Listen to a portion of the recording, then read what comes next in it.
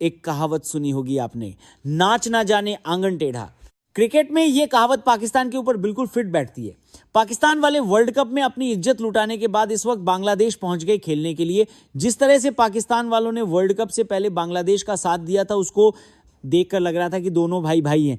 पाकिस्तान वाले बांग्लादेश के लिए कुछ भी कर देंगे, लेकिन बांग्लादेश वालों को शायद इस बात पर बिल्कुल भरोसा नहीं है। उन्होंने तो पाकिस्तान को पेल रखा है। 3 वनडे मैचों के पहले मैच में बांग्लादेश ने पाकिस्तान को 114 पर ऑल आउट कर दिया था और फिर 15 ओवर में मैच निपटा दिया। मतलब ओडीआई मैच टीबीज से भी जल्दी खत्म हो गया और पाकिस्तान को उसकी औकात दिखा दी गई। लेकिन इस सीरीज में असली ड्रामा हुआ कल, जब बांग्लादेश के मेहंदी हसन मिराज गेंदबाजी कर रहे थे और पाकिस्तान के Salman Ali Agha non striking and पर थे। बल्लेबाजी कर रहे मोहम्मद रिजवान ने गेंद वापस गेंदबाज की तरफ खेली। बॉल नॉन स्ट्राइकिंग एंड पर सलमान के पास गई, जिन्होंने बॉल पकड़कर गेंदबाज को देनी चाहिए, लेकिन गेंदबाज ने तो उनसे बॉल छीनकर उनको रन आउट कर दिया। भैया आपने नहीं देखा तो जाकर देख लो। सलमान अली आगा आग बबूला हो गए। उन्होंने ग्राउंड पर ही अपना हेलमेट और बल्ला फेंक कर दिया। गेंदबाज को 2 पार कर देख, वो भी बाज को पास के सलमान दिया। मैदान के बीचों बीच सीन हो गया सीन, लेकिन अंपायर ने उनको आउट दे दिया। और इस बात से सलमान इतने नाराज हुए कि उन्होंने फिर से अपना बल्ला और हेलमेट उठाया और ग्राउंड के बाहर जाकर फिर से फेंक दिया। उनको लगा होगा कि बांग्लादेश वाले तो हमारे दोस्त हैं और मैं तो एक तरीके से उनकी मदद ही कर रहा था। अब पाकिस्तान वाले बांग्लादेश वालों से फिर दुश्मनी करके बैठ गए हैं। ये तो स्पिरिट ऑफ क्रिकेट के खिलाफ है। लेकिन बात असल में यह है लाडले कि इसको गेम अवेयरनेस कहते हैं, समझे। जब तक बॉल फील्ड ऑफ प्ले में है और डेड नहीं हुई है, तब तक सलमान बॉल उठा नहीं सकते थे, बल्कि अगर उठा लेते तो ऑब्स्ट्रक्टिंग दी फील्ड के लिए भी आउट हो सकते थे। मेहंदी हसन ने जो किया बिल्कुल क्रिकेट के नियम के दायरे में रहकर किया। ये पाकिस्तानी भी अगर थोड़ी बहुत पढ़ाई लिखाई कर लेते तो इनको समझ में आ जाता। लेकिन हेलो क्रिकेट के रूल की जो किताब है वो भी इंग्लिश में लिखी गई है, तो बेचारे कहां से पढ़ पाते और कहां से समझ पाते कि नहीं। गजब बेइज्जती है। लेकिन पाकिस्तान से जुड़ी ये सबसे बड़ी कंट्रोवर्सी नहीं थी जो कल हुई। इससे भी बड़ी कंट्रोवर्सी ये थी कि सनराइजर्स हैदराबाद की मालकिन काव्या मारन, जिनकी अब इंग्लैंड की लीग द 100 में भी सनराइजर्स लीड्स नाम की टीम है, क्योंकि अब इस लीग में भी कई सारे भारतीय ओनर्स का स्टेक आ गया है। इसमें ओवल की टीम मुंबई इंडियंस के मैनेजमेंट के अंडर आ गई है। लीड्स की टीम जो पहले नॉर्दर्न सुपर चार्जर्स थी, अब वो सनराइजर्स लीड्स है, सनराइजर्स के मैनेजमेंट के अंडर है। सदर्न ब्रेव की टीम दिल्ली कैपिटल्स की मैनेजमेंट के अंदर आ चुकी है और मैनचेस्टर ओरिजिनल अब मैनचेस्टर सुपर जॉइंट्स है, यानी गोयका जी का उसमें पैसा लग चुका है।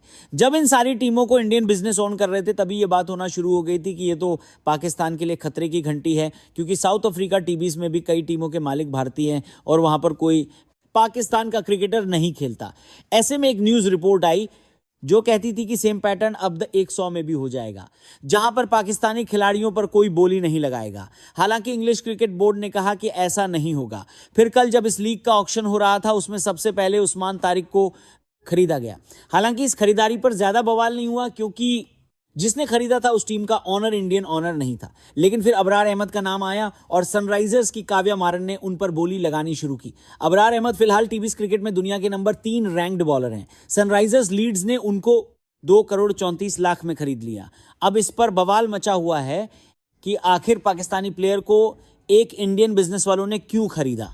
लोग शाहरुख खान का एग्जाम्पल दे रहे हैं और कह रहे हैं कि उन्होंने तो बीसीसीआई की परमिशन लेकर मुस्तफिजुर रहमान को तब लिया था जब बांग्लादेश में हालात ख़राब भी नहीं थे, फिर भी उनको टारगेट किया गया और मुस्तफिजुर रहमान को छोड़ना पड़ा। लेकिन यहाँ पर सनराइजर्स वाले मामले में ऐसा कोई आउटरीच भी नहीं है और टीम को भी इस बात से फर्क नहीं पड़ रहा। बताइए, बीसीसीआई के राजीव शुक्ला ने इस मुद्दे पर यह कहा है कि ये कोई हमारी लीग तो है नहीं, ये तो इंग्लैंड क्रिकेट बोर्ड का मामला है और वहां पर जिसको जो खरीदना है खरीदे, आखिर हमें क्या लेना देना। झूठ बोल रहा है। लेकिन मैं बताता हूं दिक्कत क्या है। कुछ लोग कह रहे हैं कि ये इंडिया की लीग नहीं है, ये बात सच है और अगर कोई खिलाड़ी अच्छा है तो बिजनेस के लिए उनको खरीदा जा सकता है। कुछ फैंस कह रहे हैं कि अगर आपको खरीदना था तो बाबर आजम को खरीद लेते, उस्मान तारिक को खरीद लेते, मोहम्मद रिजवान को खरीद लेते। ये प्लेयर्स पाकिस्तानी जरूर है, लेकिन इनका कोई खुलेआम एंटी इंडिया स्टेटमेंट नहीं आया है। लेकिन जिस खिलाड़ी अबरार अहमद को खरीदा गया है, वो खिलाड़ी खुलेआम इंडिया और उसकी आर्म्ड फोर्सेस का मजाक उड़ाता है। अभिनंदन वाले केस में यही खिलाड़ी था जिसने चाय के कप के साथ फोटो डालकर अभिनंदन का मजाक उड़ाया था और ये बात तो पब्लिक डोमेन में है और बहुत टाइम से है। काव्या मारन को अगर ये बात नहीं भी पता थी तो उनकी टीम को तो पता होगी। लेकिन इसके बावजूद अबरार को खरीदने पर एक बड़ा क्रिकेट वर्ग ये कह रहा है कि हम आईपीएल में सनराइजर्स हैदराबाद को भी बॉयकॉट करेंगे। मैं तो बस ये कहना चाहता हूं दोस्तों कि 2,34,00,000 में पानी पिलाने के लिए थोड़ा महंगा लड़का नहीं रख लिया मैडम आपने। हेलो, और ये तो हमारे यहाँ का 2 करोड़ है, पाकिस्तान के हिसाब से ये 7 करोड़ के आसपास बैठता है। यानी अबरार अपनी 1 साल की सैलरी से पूरे पाकिस्तान का 1 साल का लोन उतार सकते हैं। आप कमेंट करके बताइए इस मैटर पे, इस मुद्दे पर आपका क्या कहना है, आपकी क्या ओपिनियन है? क्या लोग सनराइजर्स को जो बॉयकॉट करने की धमकी दे रहे हैं वह सही कर रहे हैं? क्या इस कंट्रोवर्सी के बाद सनराइजर्स वाले अबरार को निकाल देंगे? मुद्दे पर आपका क्या कहना है और क्या निकाल देना चाहिए? इस मामले में आप क्या सोचते हो? कमेंट करके अपनी ओपिनियन जरूर शेयर करना। चैनल को सब्सक्राइब करना, वीडियो पसंद आई हो तो इसे अपने दोस्तों से भी जरूर शेयर करना। Thank you for watching. जल्दी मिलते हैं। जय हिंद, सत्य है।